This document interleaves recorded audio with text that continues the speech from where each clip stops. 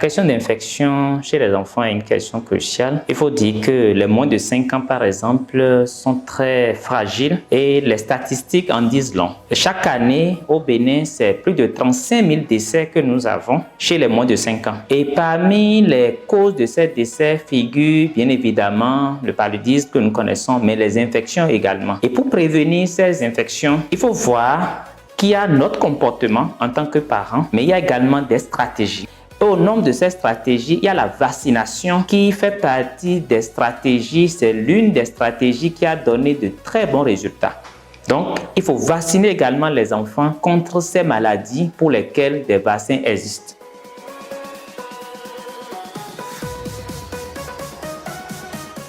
Déjà, il faut dire que les vaccins, c'est de la naissance jusqu'à un âge. Chez les enfants, il y a des vaccins qui sont obligatoires et ça fait partie des vaccins que nous dénommons les vaccins du programme élargi de la vaccination qui prend en compte les enfants de 0 à 1 an. Ces vaccins sont bien évidemment gratuits et ça vise 13 maladies. Au nombre de ces maladies, il y a les vaccinations que nous faisons à la naissance qui couvrent déjà la tuberculose, ce que nous appelons BCG, la poliomyélite par exemple. Et nous savons que la tuberculose, c'est une de ces maladies qui détruit l'organisme à bas bruit. C'est-à-dire, un enfant peut contracter la tuberculose, peut ne pas faire des signes. Vous voyez seulement son foie détruit, ses os détruits avec des bosses, des déformations, les poumons détruits. Donc, c'est important de faire ces vaccinations à la naissance. Il y a un groupe de vaccins que nous appelons pentavalents, c'est-à-dire c'est 5 maladies à la fois avec 2 ou 3 autres vaccins qui s'ajoutent qu'on fait à 1 mois et demi.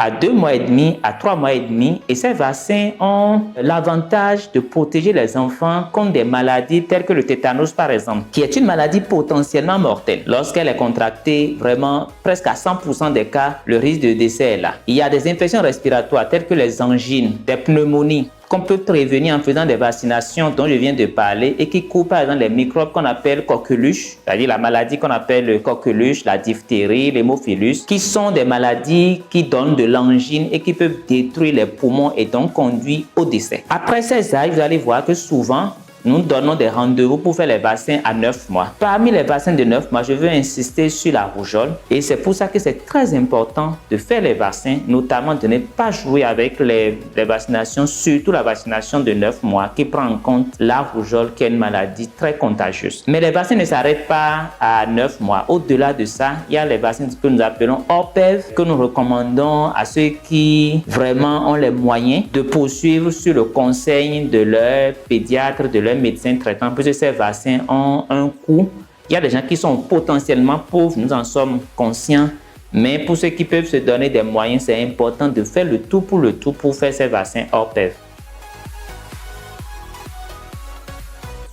Les vaccins ORPEV, c'est les vaccins qui ne font pas partie du programme élargi de la vaccination. Donc, autrement dit, c'est les vaccins qui ne sont pas gratuits, qu'il faut sortir l'argent pour payer. Et ces vaccins, par exemple, ça prend en compte quelques maladies pour lesquelles l'enfant avait déjà été vacciné pendant la première année de vie. Mais il y a également des maladies comme la fièvre typhoïde qui ne sont pas prises en compte et donc pour lesquelles ceux qui ont les moyens, ceux qui peuvent se donner les moyens, devront quand même faire ces vaccins pour se donner plus de sécurité. Vous savez, quand il s'agit des questions de vie, de la vie de nos enfants, c'est vraiment important de se donner la priorité.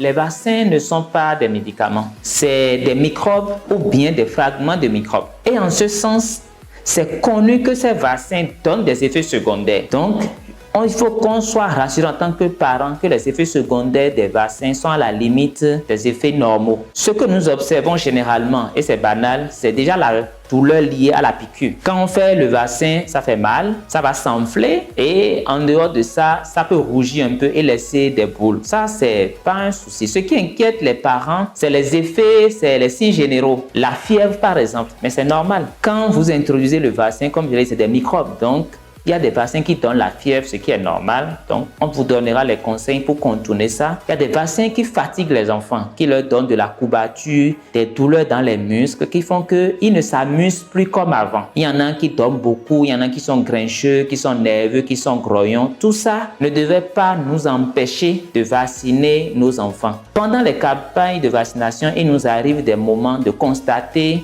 des effets un peu plus sévères. Peut-être parce que il y a quelques coïncidences, mais vous savez, il y a des enfants qui ne supportent pas des vaccins, mais dès que vous constatez ces signes, il faut rapidement contacter les agents de santé que nous sommes. Ces signes sont généralement bien gérés quand nous sommes consultés à temps. Ce que je voudrais dire pour conclure cet entretien, c'est de dire aux parents que la vaccination chez un enfant de moins d'1 an est obligatoire. Ce n'est pas une question de philosophie. Il faut le faire pour protéger ces enfants parce qu'il y a des maladies potentiellement mortelles. Les enfants sont extrêmement fragiles à ces âges. C'est pour ça que l'État fait tout son possible pour mettre de gros moyens et vacciner les enfants. Et je voudrais dire que les vaccins ne s'arrêtent pas à 1 an. Il faut poursuivre les vaccins au-delà de 1 an.